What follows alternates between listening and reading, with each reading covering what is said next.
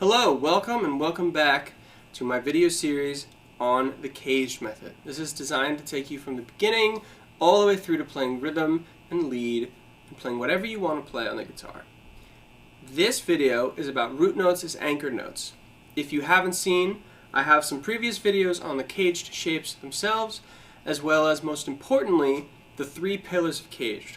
My names for the most important ideas and concepts behind CAGED. If you haven't seen those, you can check them out at the links below.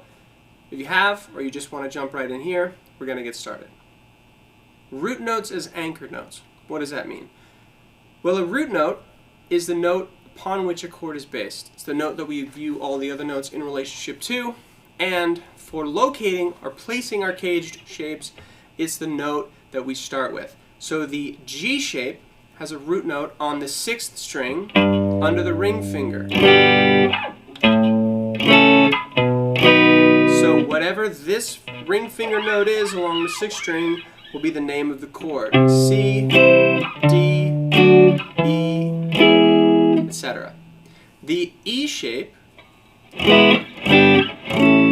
has a root note that's also on the 6th string, but it's under the 1st finger. So this would be a G and a G chord, an A and an A chord, a B and a B chord, a C and a C chord. If this is going too quickly, check out those other E-shape, G-shape videos. This is not meant to completely explain those, but to utilize them. So those are what root notes are, right? The bass note of the chord is how we're playing them. It doesn't have to be, but it's the chord, the note the chord's named after, and all the notes are based upon. So what's an anchor note? Well, an anchor note is my name for when two CAGED shapes have a root note on the same string, and we can play two different CAGED shapes off of one root note. Let me say that again. An anchor note is when we have one root that we can play two CAGED shapes off of.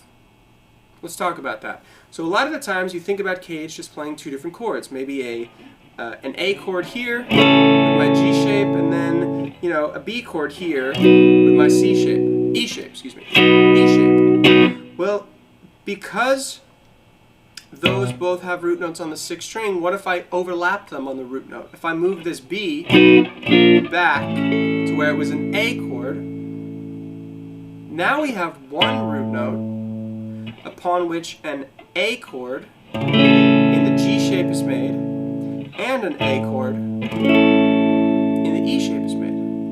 One root, two CAGED shapes.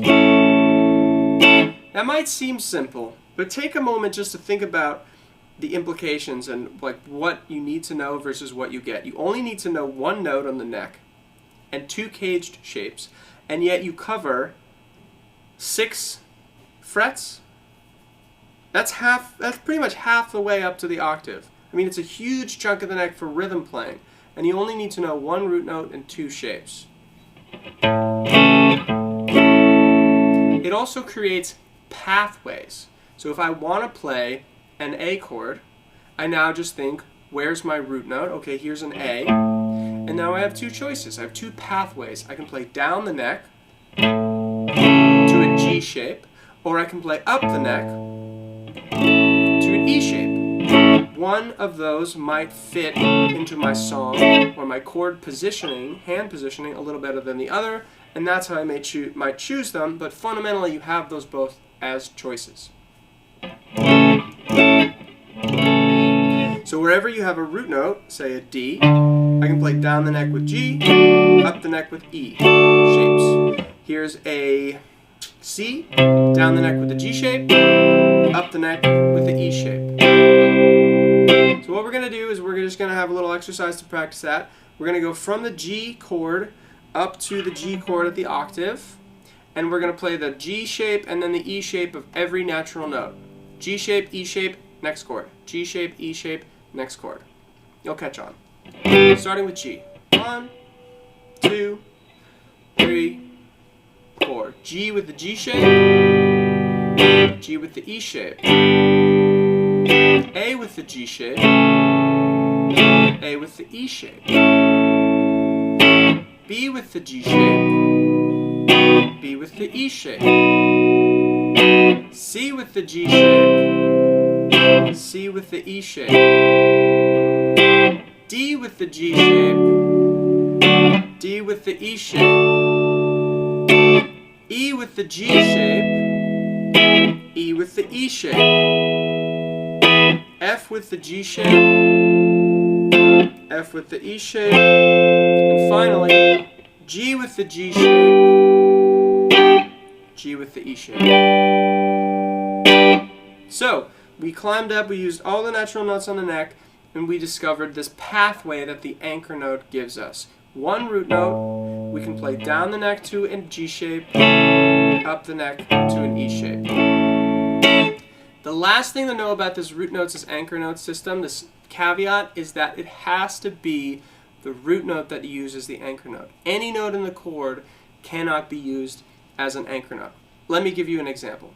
If I'm playing this A chord with the G shape, and I mistakenly think that this is my root note or this is my anchor, well, I might try to put that into my E shape. So the 4th fret on the A string, the C sharp note, is in both this chord and this chord. And that's true, that C sharp, that note, is in both of these chords.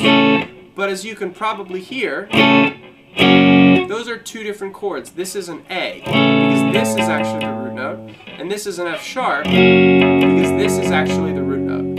So you need to make sure that you have the anchor note as the root note, and you don't apply this idea to any note in the chord. It has to be the root note.